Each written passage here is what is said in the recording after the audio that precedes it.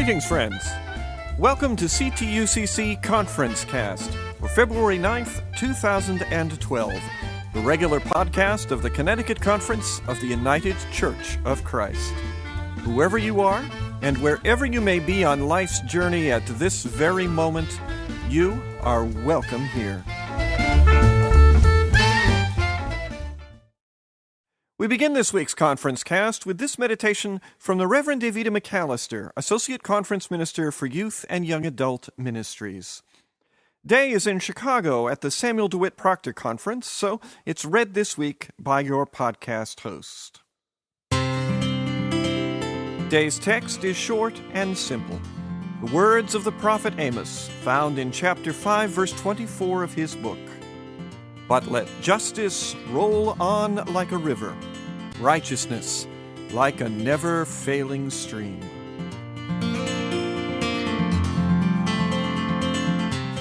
I don't remember the first time I heard this scripture, but I do know that I wasn't thinking about an actual river.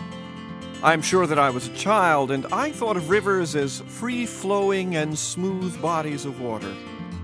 As I aged, I learned that some rivers are violent. I also learned that flowing waters change the land around them, pushing at their original boundaries, sometimes shrinking and other times growing.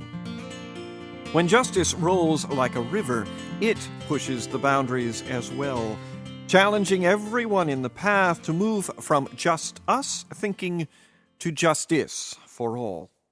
These movements can be smooth and free-flowing, but sometimes they are violent. The disruption of preconceived notions and unquestioned beliefs hitting the cold reality of equality. Or the hate-filled words of one crashing against an ally for the margins who refuses to remain silent. But whether smooth or violent, justice must roll on until every dry place has been watered and until the riverbanks reflect the vision of God. A place where we no longer need to take the shortest month of the year to celebrate the accomplishments of Americans from African or Caribbean descent. Because each day is a day where their worth, contributions, dignity, and patriotism are seen flowing like a leaf on the smooth river of justice.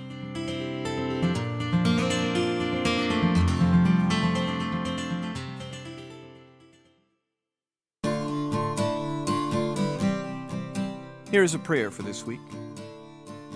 God of all people, in all places, throughout all of time, nurture in us a love of the other, that we may live to see justice for all, and not just us. Ashe and Amen. In your prayers this week, please remember the Reverend Susan Murtha, interim pastor at the First Congregational Church UCC of Branford, and the members of her family, on the death this week of her father, Bruce Murtha of Granby. He was 81.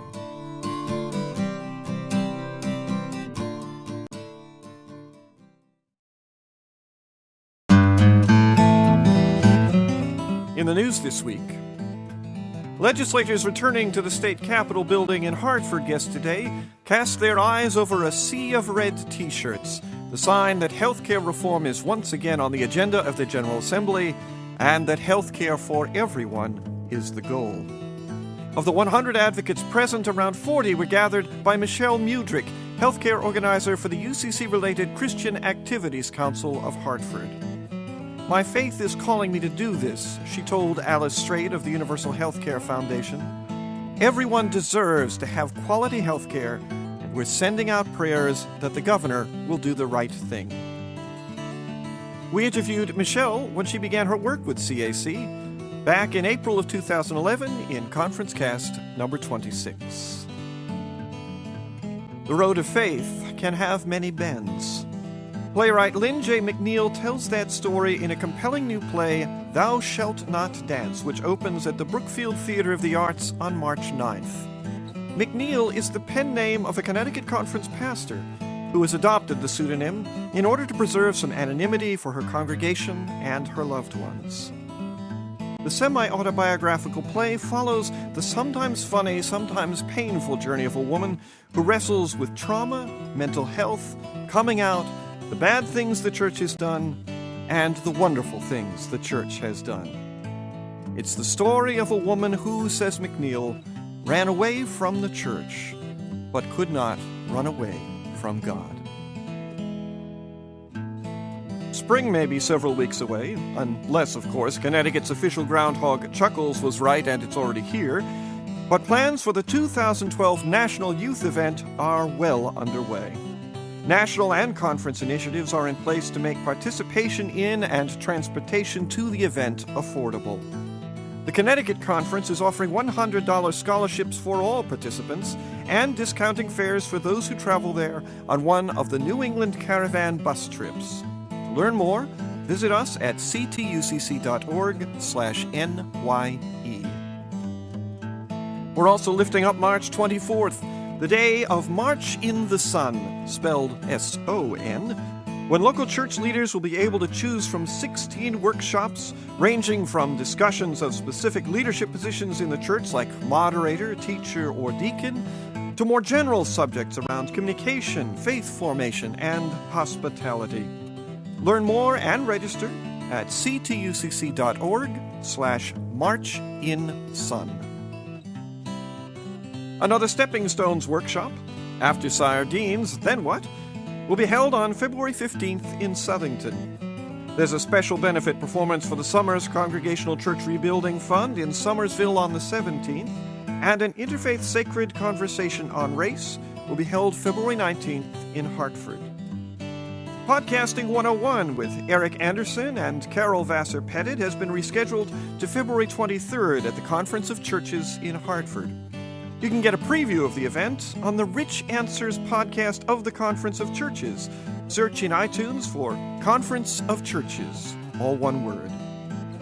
Marie Fortune is the keynote speaker at Healing the Generations, a multi-faith symposium on trauma and violence, being held February 29th in Hamden. Registration is open for summer conferences at Silver Lake, as well as for 4 special retreat and work opportunities this spring.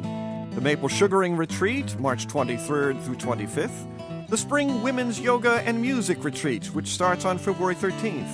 Spring Action Weekend, running from April 27th to the 29th. And a new men's retreat called On the Edge of Fire, held the weekend of May 4th. Learn more and register for these at silverlakect.org. You can always learn more about these events and others we haven't time to list right here at ctucc.org/events.